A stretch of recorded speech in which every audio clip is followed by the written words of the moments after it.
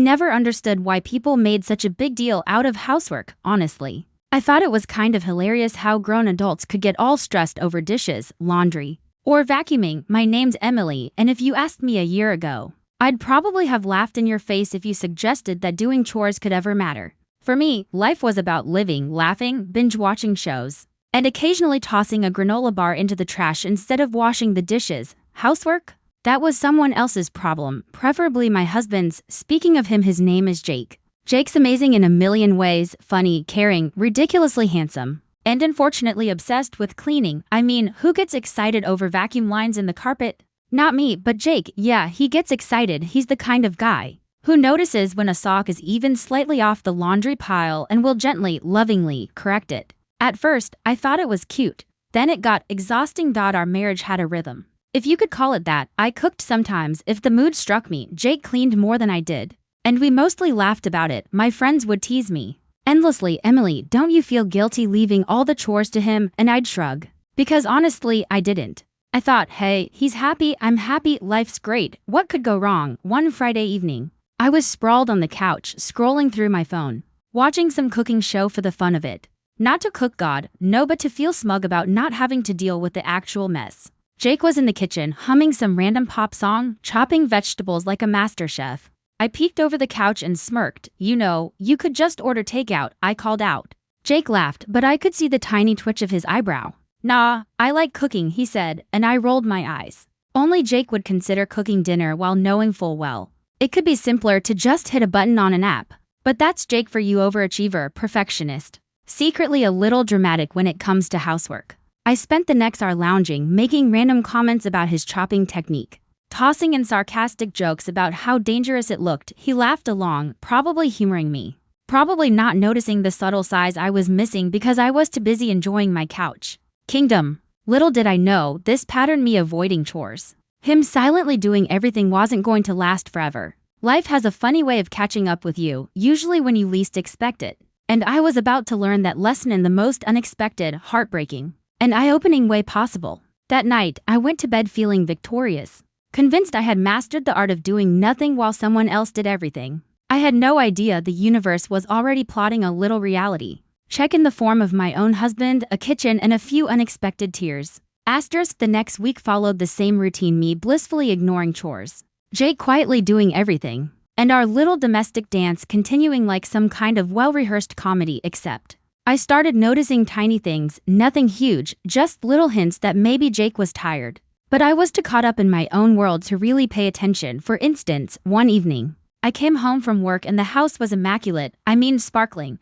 The counter shined, the floor gleamed, the dishes were stacked neatly, and I could actually see the kitchen tiles without a speck of dust. My first thought, wow, he really loves doing this. My second thought, buried somewhere under my own laziness, was, wait, does he ever get a break? Jake greeted me with his usual smile. "Hey, Em," he said, wiping his hands on a towel. "Dinner's almost ready." I laughed. "You're incredible. I don't even know what to say." "Are you secretly a superhero?" He chuckled.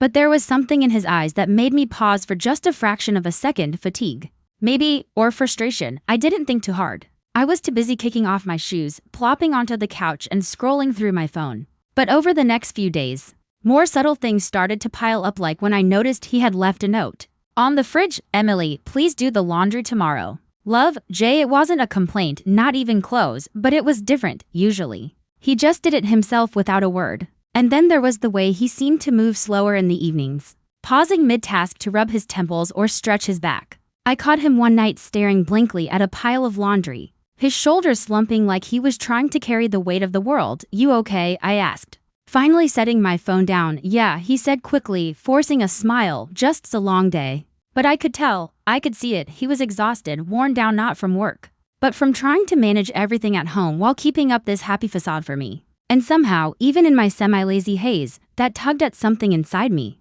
Still, I laughed it off. "Jake, come on, you're fine. Stop worrying about the house. I mean, it's just chores," I said, thinking that would comfort him. It didn't.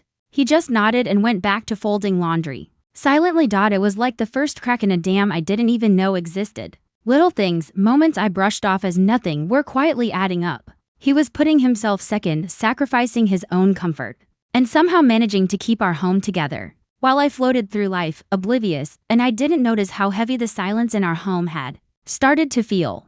Because while I was laughing, he was silently carrying the weight of both of us. Then one afternoon, everything changed, though I had no clue at the time. I had a sudden feeling to leave work early. Maybe just to grab a coffee, maybe to enjoy a quiet afternoon at home. It was impulse, and as I walked in, expecting the usual neat house and smiling husband, I was hit with a scene I'd never forget. Jake was in the kitchen, the lights soft, the house quiet. And he was crying, not the kind of quiet sniffle. Full-on, heart-wrenching tears, shoulders shaking, hands clutching the counter for support. The sight froze me, made my heart stumble. This wasn't the funny, slightly overdramatic man I knew. This was someone broken, someone silently begging for help in a way I had never seen before. And in that moment, all the jokes, all the laughter, all my smug laziness evaporated. I didn't know what to say. I didn't know what to do. I just stood there, frozen, suddenly aware of the reality I had been avoiding. It was silent, heavy, and humbling. And that silence, that quiet plea, hit me harder than any argument ever could. That Friday afternoon, I decided to leave work early on a whim, honestly. I had no real reason, maybe a coffee craving, maybe a sudden itch to avoid traffic. I didn't expect anything to be different at home. Just a quiet house and my usual routine of scrolling through my phone on the couch, while Jake kept the house in pristine condition. But as soon as I walked through the door, I sensed something was off. The air felt heavier. The usual soft hum of Jake's playlist in the background was absent, and the house, while neat, had an almost eerie quietness. My heart started to race a little, but I shrugged it off. Maybe he's just in the office, finishing something, I muttered to myself. I dropped my bag and called out, "Jake?" No answer, not even a hint of the usual cheerful response. That was unusual. Normally, he'd shout back some playful remark. I walked toward the kitchen and froze. There he was, Jake, hunched over the counter, shoulders slumped, tears streaking down his face. His hands gripped the edge so tightly that I could see the knuckles whiten. There were dishes in the sink, laundry, piles scattered, and a faint smell of something burnt, like he had tried to cook dinner and just lost track. I wanted to scream, to ask him what happened, to run in and fix everything, but I couldn't. I just stood there, completely frozen, watching the man I loved break down in a way I had never imagined. "Jake," I whispered, my voice barely audible. He jerked his head up, eyes red, and tried to force a smile. "Emily, hey," he croaked. But the smile didn't reach his eyes. It never did. I stepped closer, feeling like an intruder in a moment I had no idea how to enter. What happened?" He shook his head, wiping at his face with the back of his hand. I can't keep up," he admitted, voice trembling. I'm trying to do everything, and it's just too much." My chest tightened. I wanted to cry too, but I was too shocked, too guilty. All those weeks, all those months of brushing off housework as a joke, suddenly felt like a punch to the gut. I had laughed, I had made fun, I had taken his effort for granted, and here he was, silently suffering while I floated through life, oblivious. I didn't know what to say. So I did the only thing I could. I sat down beside him, not touching, not forcing words, just letting him cry, letting the silence speak. And slowly, as the tears continued, I began to see the truth in a way I never had before. Love wasn't about taking comfort, it was about partnership, about sharing the weight, about being there when life got hard. It wasn't an easy realization. It hurt, it was uncomfortable, and it made me feel small in the best possible way, because finally, I understood that my laughter, my avoidance, had been a shield, not humor, not fun. Just a way to dodge responsibility, and now, seeing Jake like this, I couldn't dodge anymore. I finally whispered, "Jake, I'm so sorry." He looked at me then, eyes wet, exhausted, but also relieved. It wasn't an angry relief, it wasn't sarcastic. It was the kind of relief that comes from knowing someone finally sees you, really sees you, in a way that doesn't demand perfection or excuses. "I didn't mean for it to get this bad," I said, voice shaking. I didn't realize. I didn't see it," he nodded, shoulders still trembling. "I know," he said softly. I needed you to see it. That's all." For the first time in a long time, we were silent together. No jokes, no distractions, no pretending. Just two people facing the truth. And in that quiet kitchen, amid the chaos and exhaustion, something shifted. I didn't hug him immediately. I didn't have the right words. But I sat there, letting him cry, letting myself feel, letting the realization sink in. And in that moment, I knew things couldn't go back to the way they were before. Something had changed, something important, something real. Because sometimes, it's not anger or shouting that teaches you a lesson. Sometimes, it's just silence. And this silence, heavy with tears and unspoken words, was teaching me more than I ever wanted to learn. The kitchen stayed quiet long after Jake's tears had slowed. I didn't move, didn't speak, didn't try to fix anything. For the first time, I realized that sometimes love isn't about rushing in with solutions, it's about simply being present. Watching him, hearing his soft, shaky breaths, feeling the weight of what he had been carrying. My heart twisted in a way I hadn't expected. Finally, he spoke, his voice barely above a whisper. I just wanted to do everything right. I wanted you to be happy. I wanted us to, have a life that's easy, where things work out without fighting or stress. I swallowed hard.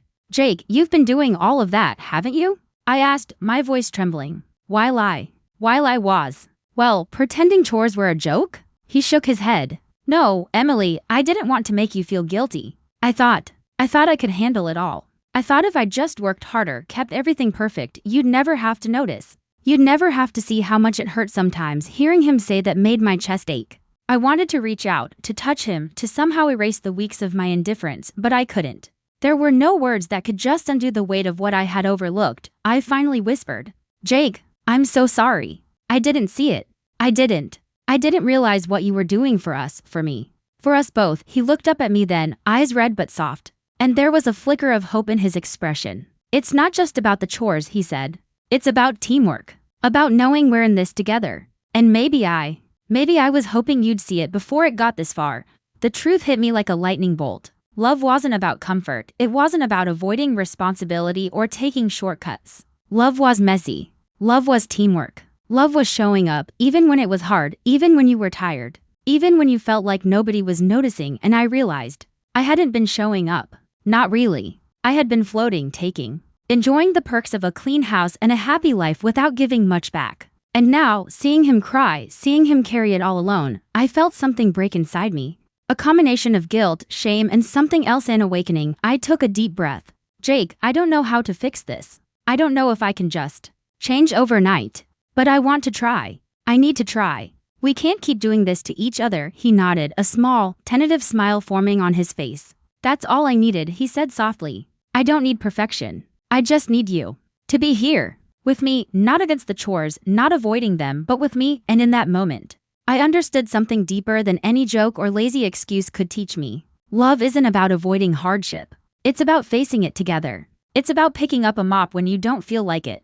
Folding laundry when it's the last thing you want to do, washing dishes after a long day, and laughing about it later. Not avoiding it. Not pretending it doesn't matter. For the first time, I saw the beauty in what Jake had been doing all along, not just the cleaning, but the effort, the dedication, the quiet love behind it. And I knew that if we didn't start sharing the weight now, it could only get worse. So I made a decision. Right there in that small kitchen, among the dishes and laundry and faint smell of burnt dinner, I made a promise to myself: no more pretending. No more laziness disguised as humor. No more taking him for granted. I would show up. I would be present. I would share the load. And maybe, just maybe, we could find a love that wasn't just comfortable, but strong, resilient, and real. And for the first time, it didn't feel scary, it felt necessary. The next morning, I woke up with a strange sense of purpose. For the first time in what felt like years, I didn't hit snooze 3 times or scroll mindlessly through my phone while Jake made breakfast. I got up, stretched, and walked into the kitchen, half expecting him to be there already, silently handling everything, but he wasn't. And for a fleeting moment, panic rose in me. What if he's thinking I'm still lazy? I muttered under my breath. Then I remembered last night's silence, his tears, and my own vow. No more hiding, no more pretending. Today, I would show up. I started small. I rinsed the dishes that were still in the sink, noticing the little stubborn bits of food Jake had left behind the night before. I scrubbed, humming along to the radio, and for the first time, it felt satisfying. Not like a chore I had to endure, but like an action I was choosing to take. A way to show love. When Jake walked into the kitchen, I caught him mid-step, staring at me with a mixture of surprise and something else, relief, maybe, or hope.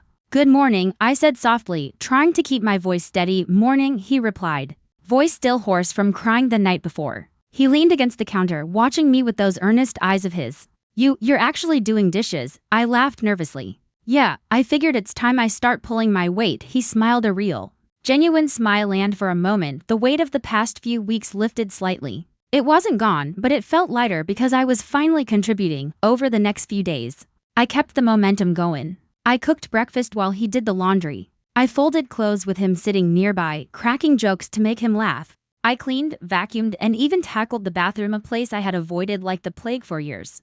And Jake, well, he didn't lecture me, didn't hover, didn't micromanage. He simply let me be part of it, let me stumble, let me try, and smiled when I did. It wasn't easy. I burned a few pancakes, spilled laundry detergent, and nearly flooded the bathroom once. But every mistake was met with patience, not frustration. Jake had shown me that love isn't about perfection, it's about presence, effort, and partnership. One evening, after a particularly exhausting day of cleaning and cooking together, we collapsed on the couch, laughing at the chaos around us. The living room looked like a tornado had hit, but we didn't care. For the first time, I felt like we were in sync, like a real team. I can't believe I didn't see this before, I said, leaning my head on his shoulder. I laughed about housework. I thought it didn't matter, and you? You were carrying all of it, Jake chuckled softly, kissing my forehead. Well, you know me, I like a challenge. But seriously, seeing you actually help. It's like a weight lifted off my shoulders. And maybe, just maybe, our house doesn't have to be perfect to feel like home, I smiled, feeling a warmth that had nothing to do with the heating system. I get it now. Love is messy, hard, sometimes exhausting. But it's worth it. When it's shared, from that day forward, things weren't perfect but they were better. We argued less about chores, laughed more, and celebrated the small victories: a clean kitchen, a folded laundry pile, a dinner that didn't catch fire. More importantly, we were present for each other in ways I had never imagined. And every time I thought about last week, about the tears in the kitchen, I felt a mix of gratitude and humility. Gratitude for Jake's patience, humility for my own negligence, and hope for the partnership we were slowly building together. Because love isn't just about comfort. It's about showing up. It's about carrying the weight together. Laughing when it's funny, crying when it's hard, and knowing that neither of you has to do it alone. It had been a few weeks since that pivotal afternoon in the kitchen, and things had started to settle into a new rhythm, one that actually worked for both of us. The house was still lived in, still imperfect, but it felt alive in a way it hadn't before. There was laughter, there was effort, and there was understanding. I had a habit now of checking in, not just asking how the day went, but asking how he was really feeling, if there was anything I could do to help. And Jake, well, he had started to relax a little, knowing that I was no longer just floating through life, leaving him to carry everything. He smiled more, joked more, and even teased me about my newfound cleaning skills, which, admittedly, were still a work in progress. One Saturday morning, we were in the kitchen together, making pancakes for brunch. I was in charge of mixing the batter, and Jake was expertly flipping them on the griddle. Somehow, despite our best efforts, the kitchen looked like a tornado had hit. Flour dusted the counters, a bit of batter had splattered onto the floor, and a couple of pancakes were slightly overcooked. But instead of frustration, there was laughter. Pure, easy laughter that came from shared effort, from being in it together. Jake caught my eye and winked. You're getting better, you know. Not quite a master chef yet, but definitely moving up in the ranks. I laughed, tossing a spatula at him playfully. Don't encourage me too much. I might start thinking I'm domestic goddess material, he chuckled, shaking his head. Domestic goddess or not, I love that we're doing this together, and that's when it hit me, the full, beautiful realization. Love wasn't about being served or having everything perfect. Love wasn't about avoiding discomfort or making life easier just for one person.